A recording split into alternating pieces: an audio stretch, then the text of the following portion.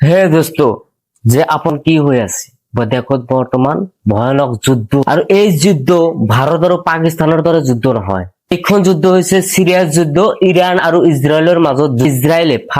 ইসরায়েলে ইরানের উপরত আক্রমণ করে দিলে, মিসাইল মারি আক্রমণ করে দিলে। আর নেতা এই ইসরায়েলের প্রধানমন্ত্রী নিজে মুখেরে কলে যে আমি যদি ইরানক যদি আক্রমণ নকরিলেও হয়, তেনেহলে ইরানে 10 দিনের ভিতৰত হেতে মিসাইল পারমাণবিক বোমা হেতে বনাই দিল। আৰু তেতিয়া এইটোও কলে যে তেতিয়া হলে এই পারমাণবিক বোমা বনাই তেনেহলে আমাক ধ্বংস কৰি পেলালে হয় ইরানে। এই এই কথাখিনি কৈ ইজৰাইলৰ প্ৰধানমন্ত্ৰী নেতানিয়াহুৱে এটা অপাৰেশন লঞ্চ কৰিলে। সেই অপারেশন লঞ্চটোর নামটো দিছিল লাইজিং লায়ন।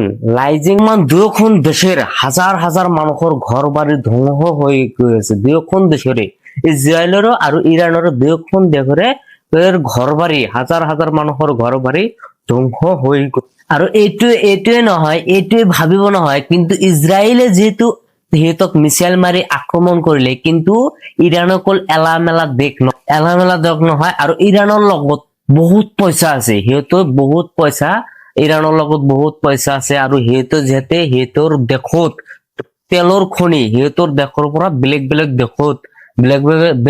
দেশত সিহঁতে তেলৰ আমদানি ৰপ্তানি কৰে, যিহেতু সিহঁতৰ লগত বহুত পইচাও আছে আৰু বহুত তেলৰ খনিও আছে। তো সেইবাবে ইৰাণতো এলামেলা দেশ নাই, সেইবাবে ইৰাণে কি কৰিলে, ইৰাণেও নিজা ভাবে কৈ ইজৰাইলৰ ওপৰত আক্ৰমণ কৰিব আৰম্ভ কৰিলে। দোস্ত, এইখন যুদ্ধত ডাইৰেক্ট নহয়, কিন্তু এইখন যুদ্ধৰ মাজত ইনডাইৰেক্টলি আমাৰ দেশ নাহি, কিন্তু ইনডাইৰেক্টলি এই দুখন দেশৰ চাইডে বহুত কিবা এটা দেশক শক্তি যোগান ধৰিছে। কাৰণ এইবিলাক ইনডাইৰেক্টলি দেশৰ নাম কৈছে আমেৰিকা, চীন। আৰু এইটোৰ নিচিনা ডাঙৰ ডাঙৰ ৰাষ্ট্ৰ এটা ইহঁতৰ লগত আছে। কিয়নো যে ইজৰাইলৰ লগত আমেৰিকা আৰু ইৰাণৰ লগত ৰাছিয়া, চীন ইহঁতৰ লগত লগ হৈ আছে। কিন্তু ইহঁতে ডাইৰেক্ট অহা নাই, ডাইৰেক্ট নাহি সিহঁতে ইনডাইৰেক্টলি সিহঁতক সহায় কৰি আছে, বস্তু পাতি যোগান ধৰি আছে। সিহঁতক বোমা যোগান ধৰি আছে, ইৰাণক ৰাছিয়াই বোমা যোগান ধৰি আছে, আৰু ইজৰাইলক আমেৰিকা বোমা যোগান ধৰি আছে। আৰু সেই দোস্ত, এইখন কি বিশ্বযুদ্ধ হব গৈ আছে নেকি? তো বলক দোস্ত, আমি এই ভিডিওটো আৰম্ভ কৰো। ইজৰাইল আৰু ইৰাণ প্ৰথমতে ফ্ৰেণ্ডলি আছিল, সিহঁতৰ বন্ধুত্বপূৰ্ণ ভাৱ আছিল। কিন্তু যেতিয়া 1979 চনৰ পৰা যেতিয়া ইৰাণ ইছলামিক ৰাষ্ট্ৰ হিচাপে বা ইছলামিক ৰেগুলেশ্যন আৰম্ভ হয়, আৰু এই ইছলামিক ৰেগুলেশ্যন আৰম্ভ হোৱাৰ লগে লগে তেতিয়া কি কৰিলে, ইজৰাইল আৰু ইৰাণৰ মাজত দুয়োটা দেশৰ মাজত এইটোৰ বন্ধুত্বপূৰ্ণ লাহে লাহে কমিবলৈ ধৰিলে।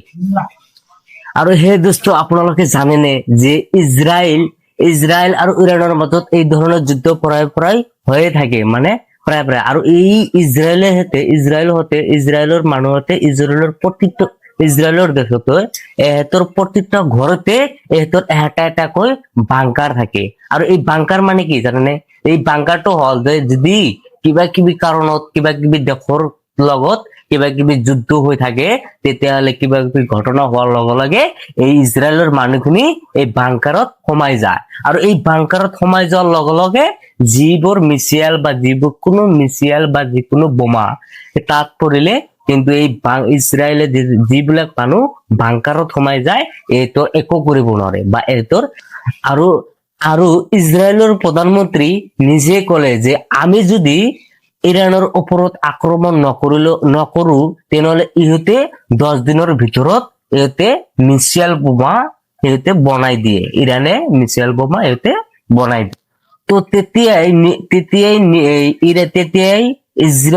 তেতিয়াই ইজৰাইলে এটা কি কৰিলে, সেই ইৰাণ যেতিয়া নিউক্লিয়াৰ বোমা বনোৱাৰ প্ৰচেছ টাইমত আছিল, তেতিয়া কি কৰিলে, ইজৰাইলে ইৰাণৰ ওপৰত নিউক্লিয়াৰ বোমা মাৰি দিলে আৰু সেই নিউক্লিয়াৰ বোমা মাৰাত কি কৰিলে ইৰাণৰ যিবিলাক নিউক্লিয়াৰ বোমা বনোৱাৰ চাইন্টিষ্ট বা বৈজ্ঞানিকসকল আছিল সেইবিলাক বৈজ্ঞানিক গোটেইখিনি বৈজ্ঞানিক বিলাক সিহঁতে মাৰা গ'ল বা মৰি গ'ল আৰু তাৰ লগতে ইৰাণৰ হাজাৰ হাজাৰ মানুহ আৰু এইফালে মহা শক্তিশালী